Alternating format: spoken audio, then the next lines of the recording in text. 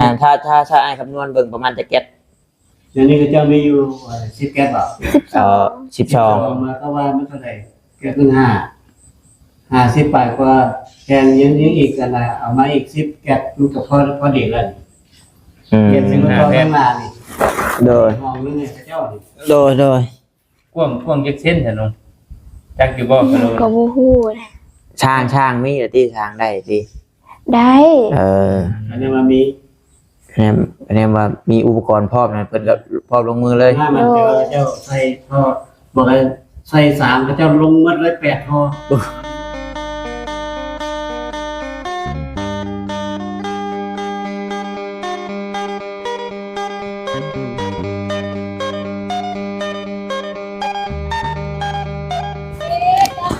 เสกไม้ก่อนเดี๋ยวเนาะได้อยู่บ่ไฟมันติดอยู่บ่ครับเป่ายังพี่น้องเนาะเปิดเผาขึ้นว่ารถปลุงบลิงติงตุงอยู่โอ้มาปุ๊บรถกันเอาเดี๋ยวสบายดีพอได้เอาพี่น้องเนาะวันนี้กับบอต้ากับมีโอกาสพี่น้องเนาะได้พาทางอ้ายท็อปมี่พี่น้องเนาะคือเจ้าของเพิ่นผู้ที่เพิ่นเฮ็ดบ้านเฮ็ดเฮือนให้น้องๆนี่พี่น้องเนาะได้มาพบมาพ่อตัวจริงแล้วผู้พี่น้องเนาะมาเอามาพี่ก่อนจังสิเว้ารายละเอียดสุพังพี่น้องเนาะว่าจังใดมาจังใดโอ้ยพัฒนาจุ่มเดินสกันมาเวียงนี่มาปีใดก็คือเก่าเวียงนี่เด้อสวัสดีน้องเด้อเฮ้ยเห็นโดนเลยอยู่จะไปบ่เห็นไปแล้วเฮ้ยเนาะมันพอปานกันสวัสดีได้เด้อโดยเอาพี่น้องเนาะคือมื้อนี้ก็นี่แหละพาทางอ้ายเรามาพี่น้องเนาะมาลิ้นพี่น้องเนาะมาลิ้นมาเยี่ยมมายามเพิ่นก็มาแต่สหรัฐอเมริกาพี่น้องเนาะมาลิ้นมาหัวน้ำเพราะว่าเพิ่นก็เฮ็ดเรือนเฮ็ดชาติแล้วก็ได้มีโอกาสมาสินะได้มีโอกาสมาลาวแล้วก็เลยชวนบอต้า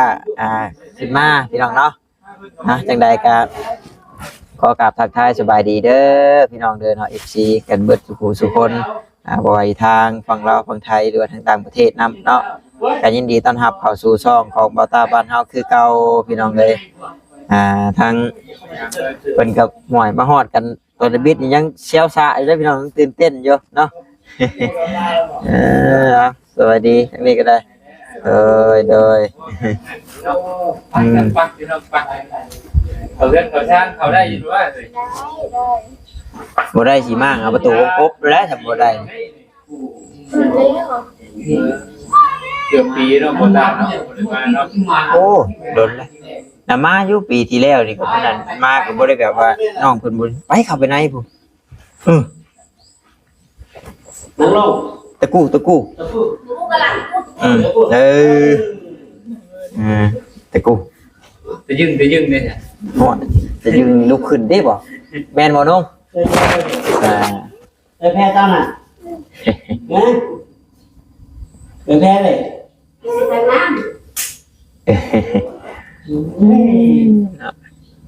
ผมมายังเลยป้า10,000ยาขนมแล้วหรือบ่ดับหน้าแล้วหรือบ่ยังอยู่10,000ยาขนมอันนี้ป้ามาอะไรกันคือว่าช่วงนึงคือว่าเห็นอยู่เวียงพุ่นรอบนี้เนาะแม่ขึ้นมาดับหน้าซื่อด้วยมาดับหน้าซื่อยังกลับอีกอยู่บัดเอื้อเจ้าเด้น้องแม่เราไปไทยแล้วเอาไปอยู่บ้านบ่เพิ่นน้องแม่ไปไทยแม่นั่งถูกจ้าเฮ็ดเบิ่งเฮ็ดเป็นบ่เนาะนี่ผู้ชายเป็นบ่ถูกจ้าบ่จ่ายเท่านั้นเนาะเป็นหมู่หมอกเด้ไอ้นี่แต่มายามฝนเนาะบ่ฮ้อนเนาะยามเดือน4เดือน5นี่โอ้ยฮ้อนแจ๋วซะบ่ให้ปูกระโลดนี่เป็นโดนนี่โอ้โห บ่มีเงินเนาะลุงเนาะ ไอ้ลุง เงินบ่พอ ก็โลบ่พอได้ครึ่งหนึง เงิน เด้ นั้นไปกินเปื่อยผู้เฒ่า แต่ขนาดกินใช้อยู่ไว้ยังบ่อ้วนเนาะน้องอืม ไปกินเปื่อยผู้เฒ่า บ่ได้เฮือนน้องๆนี่บ่ได้สร้างเอามาทางในจักเทื่อ เอ็ดอันเนาะ ห้องนี่เนาะกว้างอยู่เด้นี่แซก กี่ว่าเทียนห้องนึงก็กวางถึงการนี้เทียนนั่นแล้วจงมันน่ะเป็นห้องอันนี้เงินควรเฮ็ดแล้วของน้ำบอกให้เฮ็ดก็ยังบ่เฮ็ด เออ สินะ อ้ายมาคุมเองเอาเด้อมาคุมเองรถ มาจัดแจงอีกเลย แซ่บ แม่แม่หนูเลย เอาไปใส่เล็กมันเป็นสั้น ใช่บ่จัก คือผู้คุมก็บ่ได้แต่คุม โอ้ยบ่น ยังบ่ทันได้แล้วนะหลายอย่าง ยังเพิ่นติดเพดานเนาะเคยติดเพดานแล้วก็สิคักอยู่ดอกตกแต่งมันงาม จักตีก็แม่เลยจักตีสั้นนี่คือเปลี่ยนเข้าไปโลด ก็ว่าคือธรรมดาสามัญเอานี่ห้อยทำนี่ก็อยู่ได้แล้วแต่ ทีแล้ว ช่วย ไปได้ป่ะ กี่วะ เออ อันนี้เป็นเรื่องคนนี้ ลูกของน้องแหนอันนั้นน้องหยังก็ชื่อน้องเงียงบ่ บ่ น้องบงเนาะแม่นแล้วน้องบองน้องบง บ้าง บ่จักชื่อเนาะจังง่ายว่าไหน ไปอยู่นั้นป้าบ่ไปบ่อันไปแต่งเครื่อง ว่าย่านเนาะ ไปยัง เออเพิ่นเคยเห็นดุเนาะโทรหาเพิ่นดุพี่น้องเอ้ย เนี่ยผู้เฒ่านี่ก็ว่าแม่เป็นอยู่จีบ มีแต่น้องๆและญาติหลีอยู่แจดิมีแต่ยุ่งไว้ถามกับเองหน่อย เป็นได้น้องได้พ่อตัวจริงถ้าง่ายเพิ่นตื่นเต้นอยู่บ่ โดยตื่นเต้นละ ใน เนา โทรศัพ ะ ท์ คิดอยู่บ่เพิ่นสิมาหา ป้า คิดอยู่เพิ่นบอกมาก่อนเด้ หลายเนาะ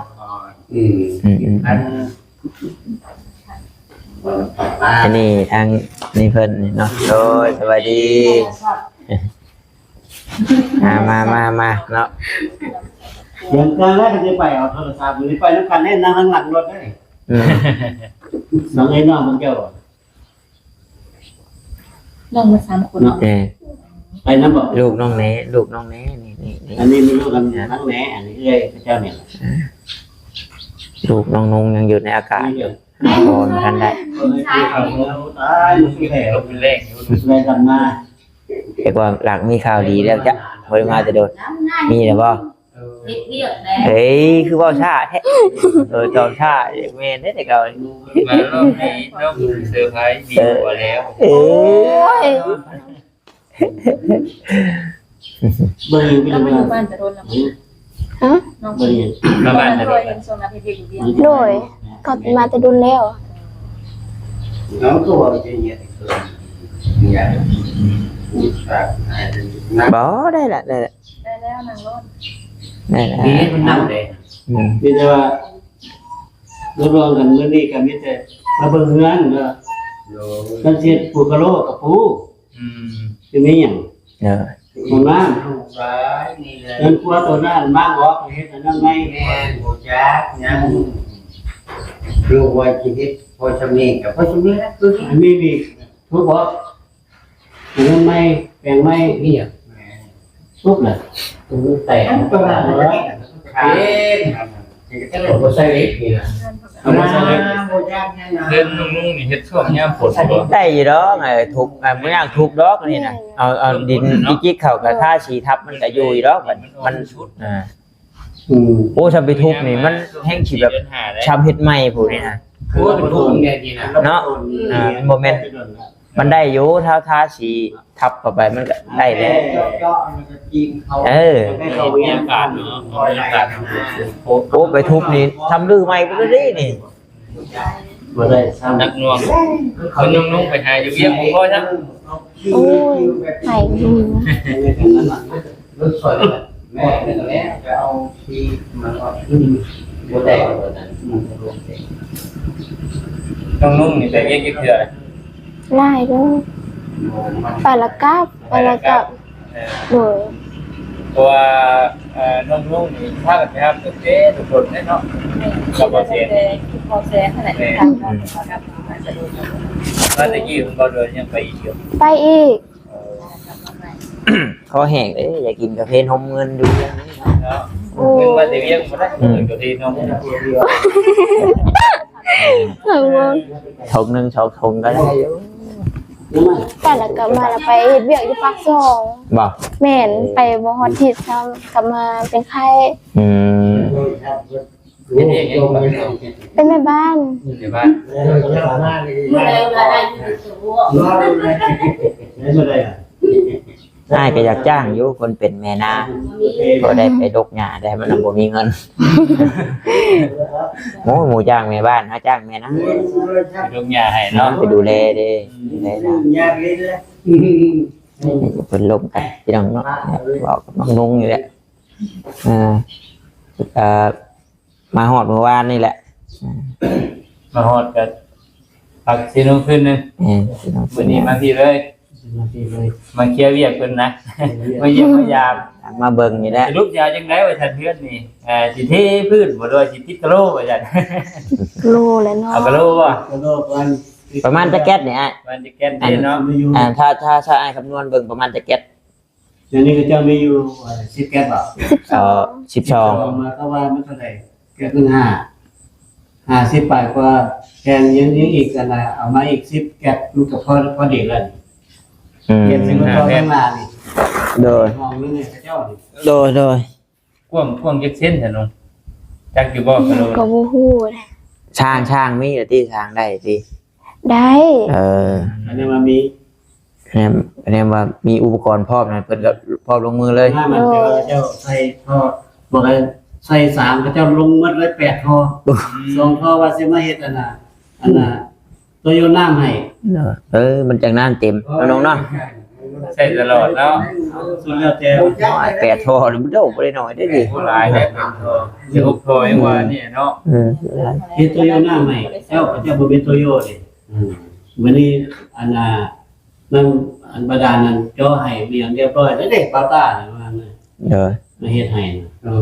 เพื่อตัวแทน ยังใช้ได้ตีนะ ได้ แม่นจังบ่ ครับอยู่วันนั้นช่างแต่เฮ็ดเฮือนให้แล้วแบบบ่มีผู้อยู่แล้วมีแต่เป็นมุมน่ะ มีแต่งมกันบ่ มี กระ แต่ จา เพิ่นจะให้มันสะอาดกันเด้อแต่ว่าอย่าใส่ให้มันฮอดปีประมาณ6เดือนนี่เฮาดึงขึ้นมาล้างแล้วเข้าคืนว่าไปซื้อตัวที่เอิ้นตองนะตองอันนั้นมันน่ะน้ำมันจะสะอาดตลอดซื้ออันนั้นบ่ต้องเรียนก็ว่าอันเราแซนก็ไปซื้อให้เนาะ อันตัวใดนะวะ ได้นะ ก็ ปาต้าก็บ่แซน มันก็มีตัวราคา 2,000 2,600 กับ 2,800 แล้วก็ตัว 1,800 แล้วก็2,400 มีกากบนะแพงกากบแพง ว่าเป็นของเทศเด้ แม่นกากบแพงเพราะแล้วก็มีหลายราคาอยู่ ของมันน่ะมันชื่อว่างั้นนี่เขาบอกกับเจ้าเฮ็ดจังนึงกับเจ้าเฮ็ดจังนึงก็ญาติแต่ว่าพอโตบ่ได้คุมเด้อันผู้คุมนี่ก็มีแต่ น้องเน บ่ บ่ คิดหาผู้เบาเท่าไหร่ เราคือบวกที่บุกใดที่บุกเป็น แล้วก็ได้แต่บุยบ้ายไปชื่อได้เนาะ ก็เป็นได้เนาะก็หลายคนบ่เฮ็ดให้ ดีแล้วมีเงินอยู่ มีแต่นี่มันแตกนั่นมันแตกน่ะบ่ยากวิธีแก้น่ะชาวว่าอยากประหยัดงบในชาวว่าไปทุบน่ะงบมันแพงวิธีแก้นี่เด้อเฮาเอาใบหินเจียน่ะปาดร่องมันเลยปาดร่องบอนแตกนั่นกาวมันสิมีปูนกาวนั่นปูนกาวแลดเข้าไปเลย แล้วก็ทาสีขึ้นมาโอ้ย ยายบอกว่าหรือว่าทุบพื้นนี้จะบ่เข้าใจดอกมันปาดสองข้างนี่ลงเลิศๆบด เด้อ มันในข้างนอกมันยิงตัวนั้นเข้าก่อนยิงตัวที่ว่าน่ะ ตัวว่า ซีเมนต์นี่แหละ เด้อ ยิงเข้าไปแล้วเอาอันน่ะ อยู่แต่แดก ตารางน้อยๆน่ะเนี่ยตัวเนี้ยเก่าแล้ว คุณเงิน ซีเมนต์ก็ต้องซีเมนต์ตัวมันเป็นกาวคือเป็นติดกระโลนโอ้ตัวนั้นอยู่ครับ สีก็เข้ากันเลยคือเก่าแล้วกันตัวเวท ว่าแล้วบัดอาชีพรักเพิ่นลีกับผู้อยู่เวียงผู้เท่าพ่อเท่าแม่ก็ ไปเวียงไปขายมาแข่งกันน่ะมาเก่งเนาะเอานักศึกษาไปขายเนาะ ว้ายเอาไปแม่ว่าซั่น จักเพิ่นอยู่บ่นี่จักเพิ่นอยู่บ่ ไว้ หืม กันเสมอละ10,000ล่ะ มีแต่ขอเงิน10,000ซื้อกินขนม เดียว 10,000จ้านมอยู่เท่า เออ ป้า10,000 เดี๋ยวนี้ ฉันจะกินขนมหลายๆบอกเลขกันตู้เด้อบอกเลขเพิ่นเด้อฮะ มือ จักบ่เรียกยังเนาะฮะเรียก ได้ ยัง บ่ เนาะ ได้บ่จักไม่ได้ โอ้ซ้ำ เป็นว่าวแล้วมาปีตะกี้เนาะยังน้อยนะ โอ้ยมาเมื่อกี้ยังต้องต่อยอยู่ ผู้นั้นก็น้อยๆยังเล็บๆพุ่นน่ะแต่ว่าน้องนุ่งยังทำเก่าน้องนุ่งน่าเฒ่าน้องนุ่งนี่เนาะจักปีกว่าน้อง 17ได้บ่ 17ปี18แล้ว17ปีเลยนะนี่นะ อ่า เอาง่ายๆกับแบบคือกันกับน้องๆ สไตล์เดียวกัน แต่ว่าน้องน้อยสิมีกระโตกว่านี้อยู่ แต่ว่าน้องน้อยตื้อคนนี้ น้องน้อยเป็นคนโตกลม น้ เด้ องน้อยเตี้ยคนนี้ แม่แล้วก็ตัว น้องๆเป็นคนแปรแบบแปรเตี้ย เดี๋ยววันนี้สิพาไปเรียนน้องน้อย ไปบ่ ไป นี่ก็เด็กกันไปบ่ล่ะมึงไปบ่ได้ป้นน้องแม่ยืนยันหาเลย น้องๆทำที่ย่างว่าแล้วน้อง โดย คงไปคง ตายล่ะ ๆคงไปคงมาพอดีบัดมือ แม่ ตื้น อยู่แม่อยู่ มันมีรถสายทางเที่ยวอยู่ที่ตลาดนากุจานลงมาเนี่ยมีอยู่ที่ โดย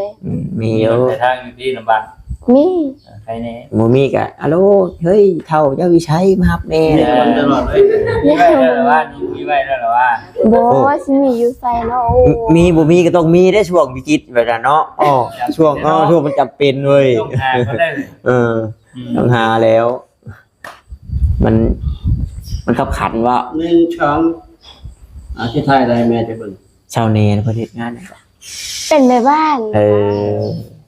น้องๆไปก็ไม่บ้านน้องเนไปก็ยังในบ้านอีกอยู่ บอกว่าชวนไลน์กัน แม่บ่ได้เป็นแม่บ้านไหน อ่ะ มันเป็นใกล้เดี๋ยวนี้อยู่จีนพุ่นพาเจ้าไปเที่ยวอยู่จีนพุ่น บ่ บ่เป็นธรรมดาเด้ บอกภาษาไปดีก็เตอ ลูกหูหมดเลยมันไปกิน โอ้ยเรียน แม่ ที่ หู พ่อแม่บ่ฮู้ว่าลูกเฮ็ดหยังนั้น แม่หู อัน เดี๋ นี้ ยว โยม น้อง การ ออกข ฮู้ อโทษ ว่า นะอาจารย์แล้วเพิ่นก็ไปหากินเรียกค่ายกันอยู่เลย เพราะว่าเพิ่นโทรล้มกันเนาะเพิ่นโทรล้มกันเพิ่นสื่อสารกันอยู่เด้ได้อยู่แต่ว่าคักได้นี่แหละนะมากก็ติดรถเนาะ ลงกันอยู่ทุกคนนี่ บ่ย่านเพิ่นจับไปขายบ่ มื้อได้ละ เพิ่นจับไปขายบ่ ป้าจะมาอันนี้ก็ ฝากเราเคยเห็นนี่เนาะ เอามาแล่นแล้วเนาะ เห็นซุมื้อ โอ้เจอน้องมินนี่นี่เห็นอยู่ได้ลืมแล้วนี่ดิ บ่ได้ตัดตรงไหน อยากมาเราได้มื้อเช้านี่ ไปนอนอยู่ไส คุณว่าการเคยคุณว่า ว่าเบิ่งอยู่ตัดผมภาษาบ้านเจ้าว่าเบิ่งอยู่ฮะว่าเบิ่งอ่ะ กัดเซาะ น้องตัดชน แม่นบ่ กั เนาะ ดเซาะ โดย โอ้ โอ้ มือ บ่ได้ลูกได้ผัวก็ไปเสียเงินแล้วแต่ผัวเจ้า วันที่จัดผมโอ้ยเป็นไรเป็นไรเลย การจำเป็นนะเนาะ เพียงเพียง มันนี่ละมันนี่แล้วเกินไอ้ว่าไปก็ไปลบเรื่องนั้น สองปีได้เนาะเพื่อนหลังเนาะ2 ปีปลายกว่าปีที่แล้วนี่ โดย 2 ปีที่เขา3 ปี เรื่อง พอปีกายนี่แล้วปีกายมันก็เป็นรูปเป็นทางที่เพิ่น แต่ ไว้ บ่ทันได้แม่นบ่ เวียงเริ่มก่อนเด้ โดย ต่อมาตัวนี้เพราะว่าน่ะอันน่ะครูบาอยู่เมืองไทยซื้อดินให้ โดย แล้ววันนี้ครูบาก็โทรมาปรึกษากับอันเอานี้เฮ็ดจังไดว่าซั่นเพราะว่าไอ้ต้นเราก็เลยระดมทุนเด้บูแรงมีอย่างเลยหลายอันคะแนนเลยมาแล้วก็จะมานั่งกันมาซื้อเสาซื้อหยังให้ โดย ที่แรกว่าสิเฮ็ดแบบที่ว่านั่นให้ เสา ห้องแถว เสานี่ทั้งไอเซียงเลยเสาเนาะถ้าที่จือได้เนาะทั้งไอเซียง จังได๋เชียง ที่แรกว่าสิปุ๊บไปห้องแถวให้เพราะเขาเจ้ามันครอบครัวใหญ่เลย โดย มาอ่านมันแล้วก็เลยบ่ได้เพราะว่าน่ะตั้งแต่กระตุกปุ๊บเป็นเงินก็เลยเฮ็ดจังซี่ให้ เลยนี่กัน1 ห้อง 2 ห้อง 3 ห้องนี่น้องแหน่น้องนุ่งเอาพ่อเอาโอ้ย พอแล้วสามีตักนี่ก็คุยอยู่ให้เรื่อง แต่ว่า ให้เราอัน สีได้บอกว่าสีได้คือเนาะ ของได้มาเลี้ยงค่ะสีทะเลขนม เนี่ย เขี ที่ ยว ของน้องชีโอ้ ตัวได้ห้องยาวเนาะตัวนี้บ่โอ้โทษโอ้เอาไผซะน่ะน้องบ่โอ้ เตรียมตัวไว้จะ เป็นเบาอย่างนี้ อืม น้องเมนบอก หรือว่ามักชีได้เรื่องเอาไว้แล้วเนาะไปของมัน เพื่อนของฝ่ายสีทะเลของสีบัวเป็นสีทาง ยางรอเบิ่งนี่แล้วงานเฮ็ดจังได๋งบนี่ประมาณ20ล้านนี่ก็แล้วอย่างทาสีใหม่มีหยังใหม่ ตกแต่งใหม่ หลังคานี่พิเศษแล้วเฮ็ดเป็นแบบนี้ให้ โอ้เนี่ยทรงอันเครื่องบินกำลังสิลงเด้ปีกที่โตเครื่องบินอันนี้ทำไปแนมไกลๆทรงเครื่องบินนะเด้เนี่ย เอิ้นช่วงนึงเอิ้นช่ว อั ง น นึ นี้ ง อายุนะ เสียบโครงการ มันสิงามกว่านี้ บ่ อันนี้บอกกับเจ้าแล้วก็เจ้าบ่ฟังเขาเดี๋ยวก็เจ้าว่าอ๋อถ้าสิเฮ็ดว่าสุดแล้วแต่ เอาสูงกลาง อันนี้เพิ่มนี้กันบอกกับเจ้าเฮ็ดอันนั่นหน่อยนึงเจ้าเราเฮ็ดจังซี่ อืม หลายอย่างหลายคะแนนมันคือว่าเราเฮา บริคุมเองหน่อยเนาะ บ่ได้คุมเองอันให้เจ้าของเงินคุมบ่ซั่นว่าภาษากันกับเข้าใจกันโพด น้องนุ๊กก็บอกช่างมันอยู่บ่ กล้าก ล้าอยู่บ่ไอ้ย่านช่างมันโตรีเบี้ยวก็เอาเลยอยู่ยังเฮ็ดไปเลยเฮ็ดไปเลย บ่คือน้องน้อยนะเนาะน้องน้อยเว้าบ่ได้ใจนี่อยากเปียกเลยเพิ่น แล้วน้อยสินี่งานนี่ราคาบ่ได้เป็นน้อยๆได้400,000ปลายพุ่นนั่นนี่ โอ้ยเพื่อจะเป็นเพื่อนหลังนั่นแพง มื้ออื่นนี่ก็มีแต่200,000ปลายอันนี้400,000ปลายห้องน้ำก็บ่มี แพงนั่นแหละเพื่อนหลังนั่นมาสิตามมาแล้ว